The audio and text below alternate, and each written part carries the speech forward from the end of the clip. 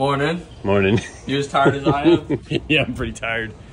Early start down here today. Well, it's actually our normal time, but it's a busy day down here. Got Andrew fixing his on the trailer. Those guys are down, headed to Cletus and Cars. Skids for Kids headquarters over here. Yeah, Skid for Kids South, apparently. I guess Seth's around, still sleeping. Powder coated subframe. Woohoo! I'm gonna try not to crack. You said you wanted to go ahead and install it? Yeah. So you can get the height for the mid plate. That's exciting.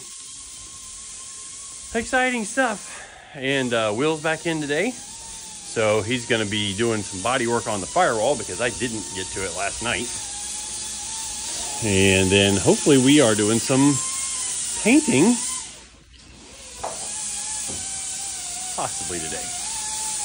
We'll see. Those guys got to get cleared out of here because we need to be able to get out.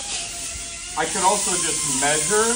You can measure the thickness of it. The thickness of that and then draw it instead of putting it on, risking scratching. Scratching stuff? Yeah, I kind of like. I'm gonna do that. I kind of like that idea better. Yeah, good idea. Sometimes I scratch stuff. Okay, well, that's the start to this video. We're gonna get back to work.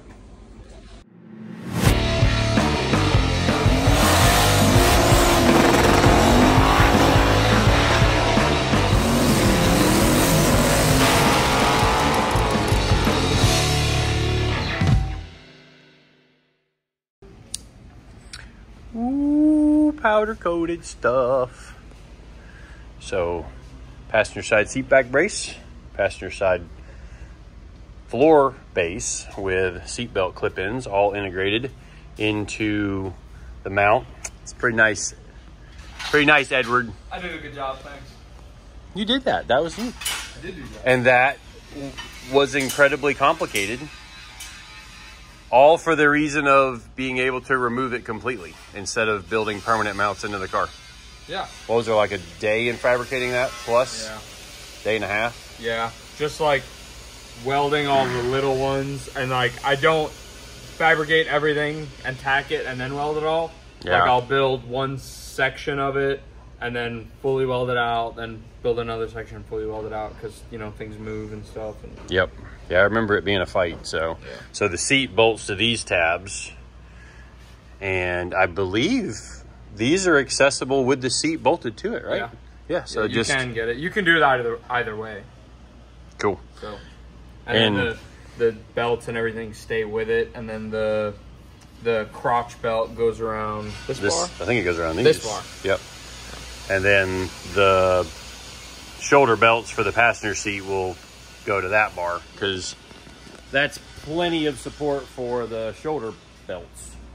But a lot of time and stuff like that. Lots and lots of time. And even in the 5 minutes it's been since I kicked off the video, Will's already been sanding, getting ready to mix up a little filler, get that all situated, and then move over to the other side. And I'm going to do a little bit of grinding on some of the spots up here. Like, got a little bit of filler weld right there. Smooth these up. Smooth up the bottom edge where the where we welded that bottom corner of the frame. So we put all of that work into the frame, and that's something that, just like the removable seat, originally there was going to be a water tank under the seat because this was going to have an air-to-water intercooler on it with the twin turbo twin turbo LS that was originally going to be in this car. And then Steve and Val bought it and sent us this monstrous Billet big block, Billet SMX, with two mock-up turbos and two real deal turbos, and they're just huge. So we had to come in here and make the frame real thin, and there is still a piece of the front frame rail, like this side and then the bottom side all the way through back to behind the firewall, and then that's it.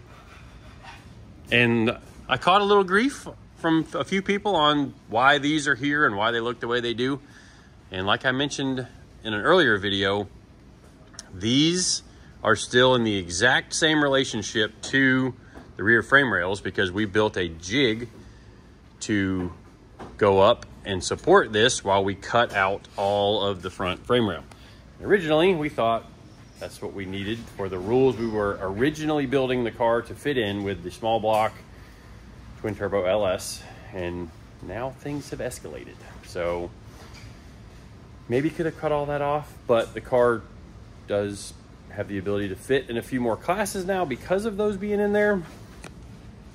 And then I've also see people just put this right into the frame tube. So like the frame would have, or the roll cage would have come off of the firewall, connect to that, and then from this side of that tube down to the frame, and then they just bolt this back on. But that's not how we did it.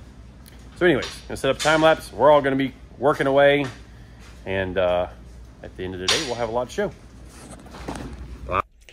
All right, some of you guys wanted to see some more work in the videos, and in this video, you're gonna get to see a lot of work. And it's gonna be in time-lapse form because we are all thrashing, and to get this thing together to where we can get it to Bradenton for the 2.4 hours of lay mullets to have it on display for that and the burnout contest on Saturday, we have got to all be working on this thing, and nobody can be, you know, goofing off or taking their time doing other stuff on other projects.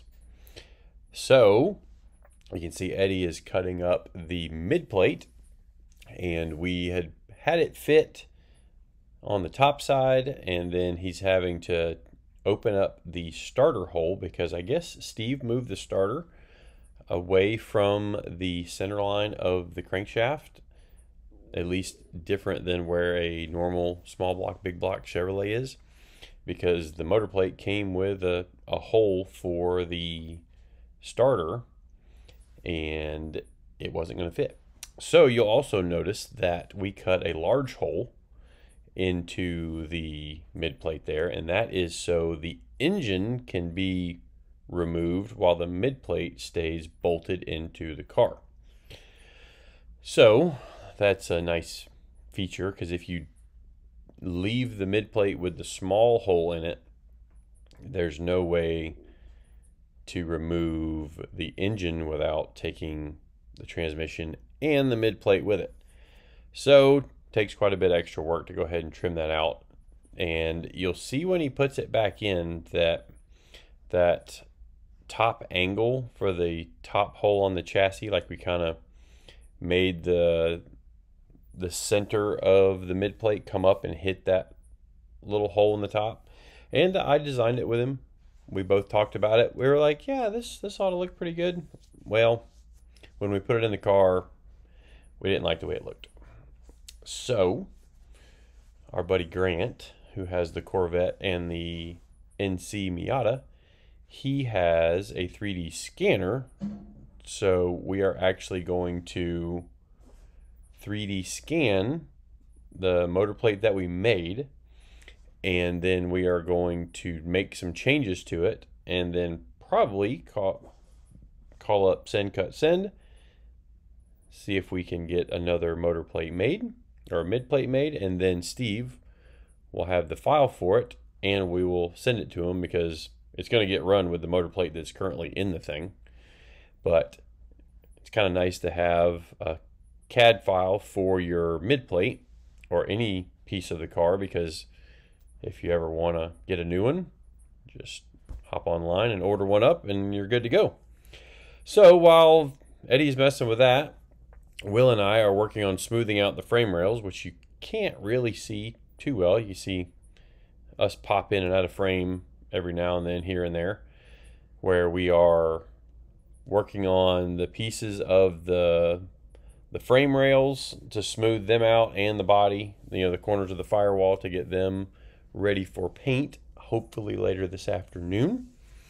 Ricky has been working on the trunk fitment at the back of the car and getting the bead roller set up to put a step in the back of the trunk lid so that the fiberglass will lay on top of this back edge and have a nice smooth transition into the wing. So Eddie is actually working on getting the flex plate ready to bolt it on, and it had a couple of kind of weird little spots where it was like the flex plate had tried to weld itself to the old crankshaft that was in this SMX. So we kind of just polished those off and filed them and made them smooth. You can see CJ is in the inner fender on the back there, and he's making a closeout panel that we talked about a few times before to close between the wheel tub and the body. And the reason we're having to do that is because the tubs that we used aren't wide enough to fill that entire area. And I'm not sure like if any other tub would be any wider, because a lot of times your real Pro Mod bodies are actually narrower. And I mean, this thing's got a pretty decent sized wheel tub in it. Like, some people have asked if it's going to be on little tires, big tires, radial tires, slick tires. And the goal is for the car to be on a radial, either a 275 or a 315, which we have wheels for both. Initially, the car is going to be on a 315 for testing and some shakedown stuff. And then it may get switched over to the 275 depending on some classes. And then also it may end up getting a slick on it, because it will fit a decent sized slick, which the car may need for some of the other drag and drive events that don't have the stellar racetracks that we get to race on during Sick Week. Like in Sick Week, the tracks are usually pretty awesome. So a radial tire car in some ways has an advantage because the track is so tight. And like when I say tight, I mean it's the rubber layer is very firm and the track is also very sticky. A slick tire car does not like that super stickiness, because if you've ever seen a very high horsepower slick tire car like a Pro Mod or any super ultra fast small tire car, the tire is actually not, it does not have 100% traction. So what I mean is when the tire goes one revolution, the car does not move the circumference of the tire. So if your tire has a 30-inch diameter and I don't even know what the math would be, multiply, let's see, circumference is pi times the diameter, I think. I could find that out, but it's late. I'm tired. I don't want to put any more time into this than I need to, but I think that's the calculation. But anyway, the short version is that a slick tire, bias ply tire, actually slips and is slightly spinning while the car goes down the track, at least for most of the racetrack. You can really see it in like Top Fuel cars. They slip the tire a lot, but they slip it too much and then it just goes up in smoke. So there's this fine balance you have to find, because a slick tire, smaller tire car with a ton of horsepower like this thing's going to have will also, or can also, do the same thing. On a high powered radial car on a fresh racetrack, where the car goes down the racetrack, you can actually see the tread pattern still on the track after the car has made the pass, because that tire, every time it's going around one revolution, the car is moving forward the circumference of the tire.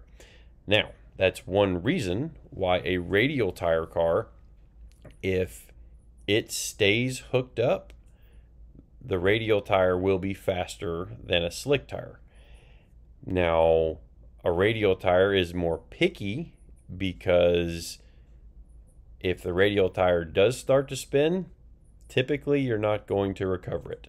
Now, we have some traction control stuff to help us out and all that nonsense, but in general, if you spin a radial tire, your run is not going to be that great.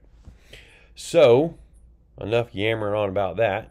You can see a little bit more up close work that Ricky's doing on here. He trimmed off the back corner of the trunk lid, and he was kind of fitting and getting the height ready to weld in those side strips for the trunk.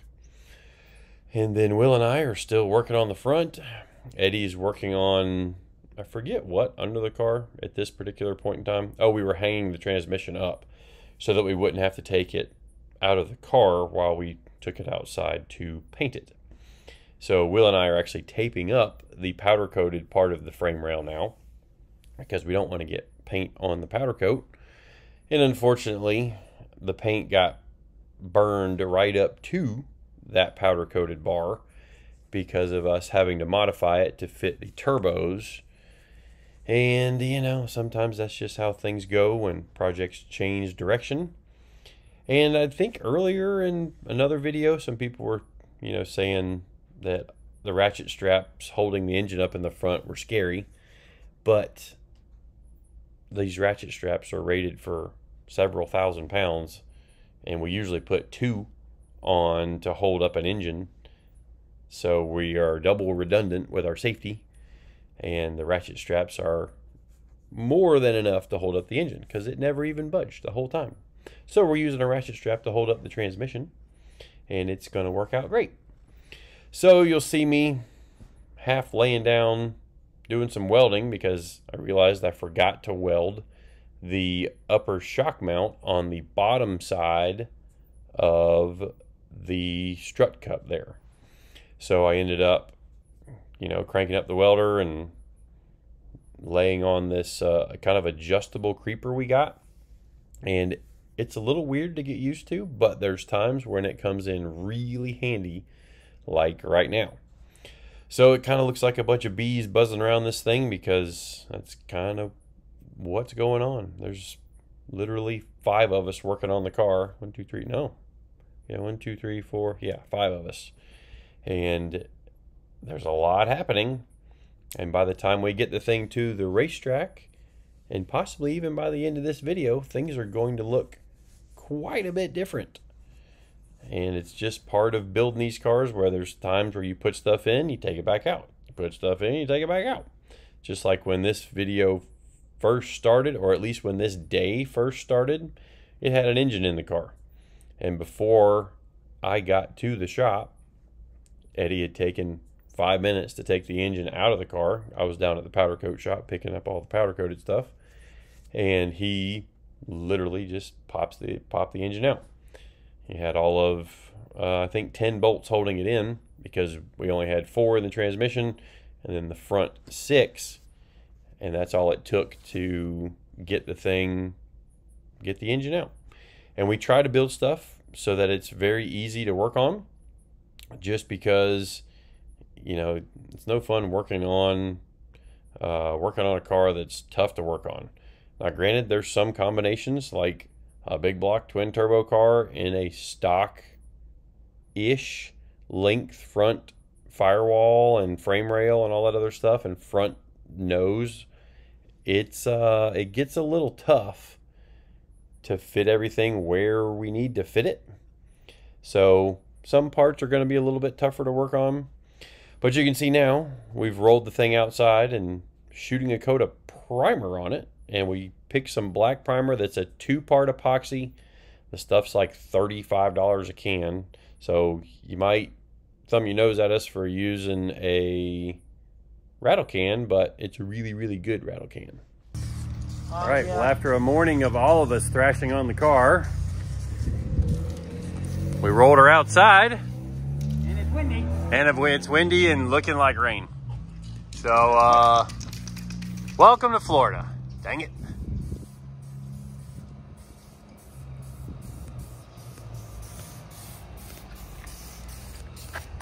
Is looking pretty good though. Let me go, I'll get that other can shaken. Yep, go back over, get all the spots in this. Yeah, because like the bottom of the frame rails, I can see, oh, we didn't knock that bushing out, did we?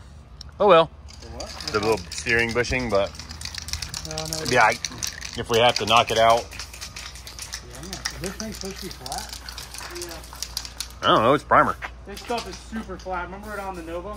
Oh, yeah, yeah. Oh, I'm walking around in the camera. All right, I'm going to go get that other can because it looks like we're probably going to need it. Whew, it's been a day. Just heard the burnout car running on the dyno, so they're getting oil changed in it. Get it loaded up in the box. My dirty trailer. But eventually we'll get that repainted. So as soon as that is back in, we're going to put that on, and we're going to put all that suspension in, and then we're going to drop an engine in and put all the turbos on and bolt this thing hopefully together pretty good. So got to get back to work and keep at it. All right, after just filming something for 5 minutes and then realizing I wasn't recording, let's try it again. So we're back in the shop. Dropped my kids off at their gymnastic classes all over town. Now I'm back. But while I've been gone, these guys have been killing it. Putting brakes together. Putting stuff together and Not things backwards. and... Yeah. Not backwards. Apparently somebody put the caliper bracket on backwards. No idea who that was.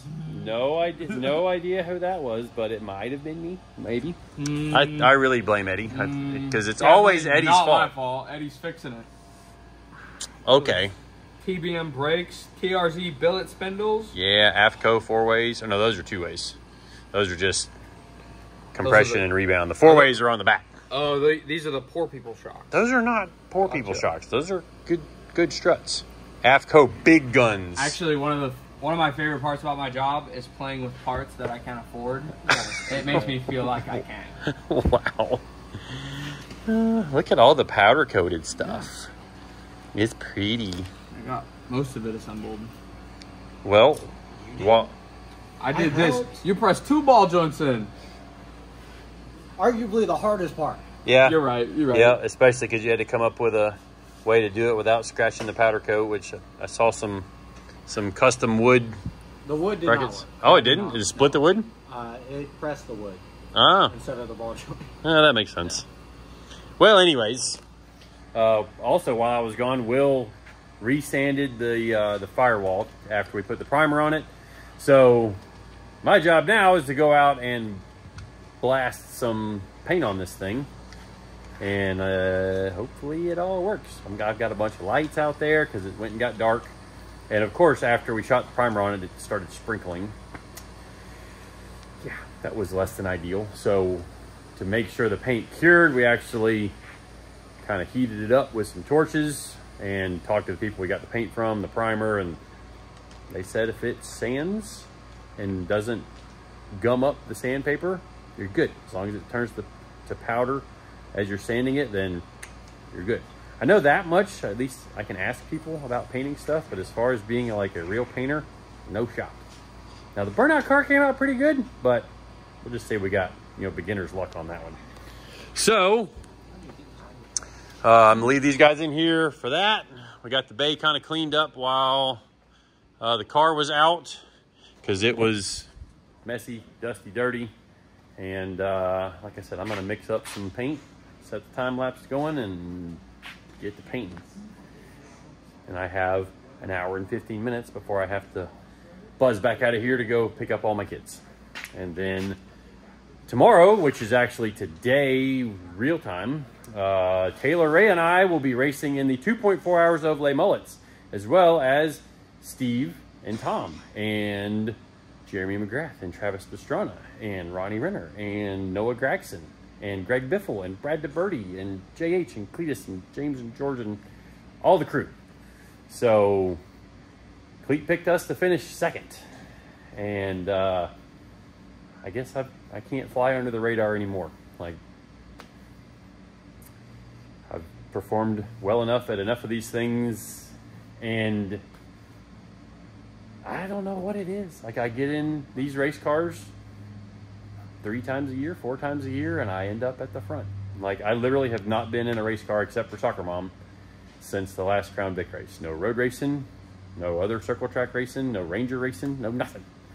But we're going to go out there and send it. Hope we get a good car, and hopefully Taylor and I will be up at the front of it again. So baldeagle.com, get your pay-per-view, or if you're not already coming to the event, if you're coming to the event, hopefully you will see us there with the car, and we'll probably all be sleeping, catching up, at least until the race starts. So anyways, time for me to go paint. Hope to see you guys in a few minutes, few hours at the race.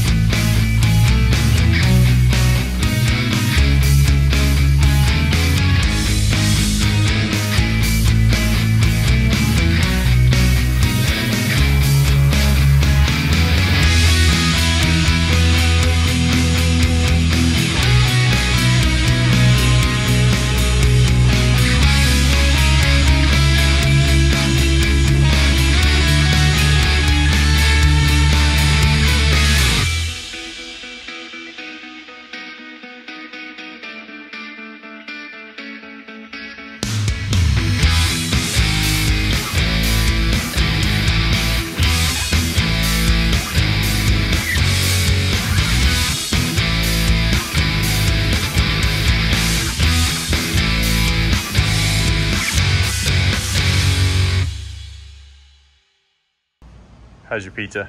I nearly choked, I'm not gonna lie. Just camera shy? Went in the wrong hole. Not gonna comment on that. So that was a little bit more of a challenge than it should have been. In a couple of spots, and I'll show you like right here. See those little specks? Maybe the paint underneath wasn't completely dry and it was off gassing, but I could lay another coat on it and it would go away and it'd come back in a different spot. It wasn't consistently, like, it's not a fisheye. It's almost like it was a little bubble or something. So it looks like, I think it looks pretty good from here. Like, probably looks pretty good on camera. So the cool thing about that problem right there is we were gonna put some carbon fiber pieces on top of it anyway. So that problem is not a problem. You still choking over here? Yeah, feel me with my mouth full. CJ too? Uh-huh. So yeah. You guys are staying late tonight because y'all rock. Eating some late dinner. Where you going? I gotta go home because I have children. I mean, I love my kids. Love them a lot. But when there's a thrash like this, I have to leave it to the guys. So that'll wrap it up for this video, but we're gonna kick off another video as soon as I end this one, and then they are going to keep cranking. And then when I come back tomorrow morning, it's gonna look very different. And actually, Steve will be here too. So we'll get his reaction to start off the video, and that'll be that. So appreciate everybody watching, subscribing, following along. See you guys next time. Bye.